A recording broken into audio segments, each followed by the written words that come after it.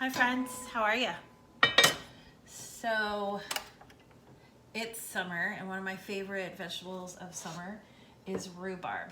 Now, so I'm gonna make a rhubarb, I'm crazy allergic to strawberries, so I'm gonna make a rhubarb blackberry pie because my rhubarb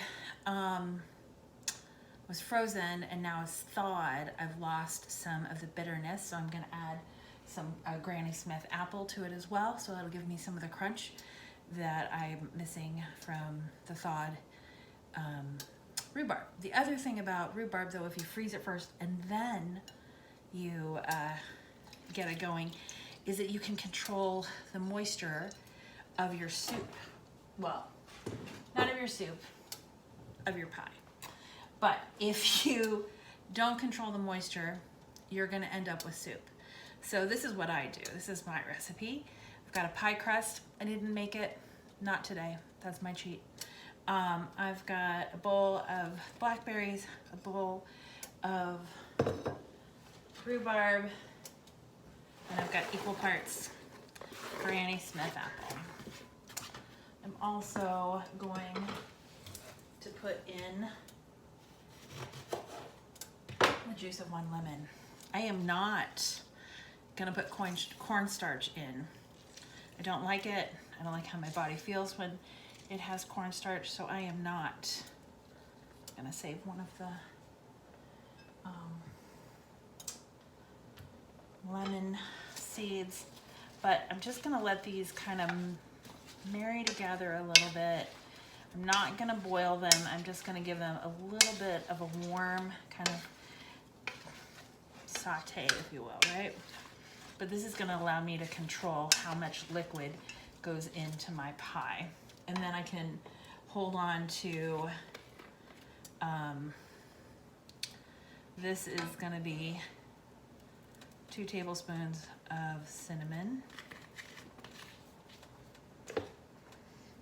and a couple dashes, maybe a 1/4 teaspoon of nutmeg. I'm gonna get those in there. I'm just gonna let them kind of get used to each other, marry a little. And then here's what I do, because I love the tartness. I love the tartness of the berries. I love the tartness of the Granny Smith apple. I love the tartness of the rhubarb. I do want some sweetness, and the cherries are the, goodness, it is late in the day. The blackberries and the apple will give me some sweetness, but I am gonna put a little sugar in, but I'm gonna use 1/3 cup of coconut sugar, and that'll give us the sweetness we want for a summer pie, but it will not, not gonna be too much. And a little pinch of salt. Okay, we're gonna let that cook. Just kind of get used to each other, come together, be, you know, find a groove, and then we're gonna put it in the pie. Do you have a favorite kind of pie? Do you like fruit pie? I think the first, I remember picking blackberries as a kid.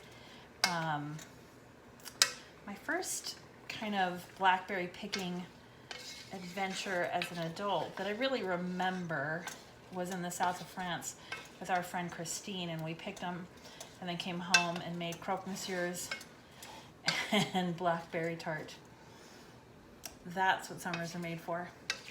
Okay friends, this is just gonna kind of get together and move on. Okay, I'll check back in. Okay, everybody's ready to get in the boat together. So I've just let this cook down. It's thickened quite a bit. And now I'm just going to put in the fruit. Now I have a slotted spoon, so this is controlling how much liquid is going in. But you'll see that I've put an apron on because it's really dark. Those blackberries will stain all day long. Now there's always controversy over how much fruit is too much fruit. I don't think you can have too much fruit. If you can get it in the pie, in my boat, it is good to go. I had thought maybe I was gonna do a lattice. I took out my pizza cutter. I'm all ready to cut up the other crust, but I don't think I am. I think I'm just gonna make it a 2 crust pie and go for that. Now, you're gonna see that that's a lot of fruit. I mean, I had it, it's cooked down a little bit, but not a ton, and I'm okay with that. In fact, I'd thought if there was some extra, I would leave it for my oatmeal for breakfast, but I don't actually think there's gonna be leftover. I think I'm gonna use the whole thing because, well, because then I could have it for breakfast, right? Is pie a legit breakfast? And I want to know what people think about cheese and apple pie. It's not my favorite. I love cheese. I'm a big fan of the cheese, but I am not a real big fan of apple pie with cheese. I know some people, that's their thing. It is not mine. Now, Robin asked for a tutorial on iron skillet cleaning, and I will definitely do that because you see me cooking my iron skillet all the time. That and this big pot, and then I have another little guy like this. They are my 3 things. I keep them on the counter all the time. I don't like to keep things yummo on the counter, but I do these guys. So this is it. You're seeing how easy it is, right? Easy as pie. Then we're just gonna kind of get our fingers in here and just kind of scrunch the pie crust together all the way around. I mean, we're talking simple, not fancy. I'm not looking to win any awards. I'm just looking for a summer pie. I want good flavor. I want the summers of flavor, rhubarb, blackberry, and apple's a little bit more autumny, but I love the tart of a green apple. I eat a green apple almost every day. It's my favorite. Okay, it's just kind of crimped. Now this is really important. Cut holes in your pie. Doesn't matter if you're looking for a fancy design or not. I'm not. Just going with the standard 4 little slots, traditional pie cut. There we go. And now we're gonna put a little egg white, just an egg wash on it. And this is gonna make our crust really golden and beautiful. And it's not like you're gonna eat it now, so it doesn't matter that it's raw, right? But it's gonna give us that golden color. And then I'm gonna put a little bit of sugar on the top just to give it a little bit more yumminess. So that's all golden. Now this is the hard part because very often the sides cook and burn before the middle, right? And you're like, oh. So that's part of the reason why I cooked the fruit, so that I'm not waiting for the fruit to warm up. I'm really just baking the crust. And depending on what kind of, if you're doing a custard, you're gonna wanna bake that bottom layer of dough. I'm not, so I didn't. I'm going for easy peasy. But if you don't have these little guys, which are crust protectors, put some tin foil on. So I'm just gonna put a little bit.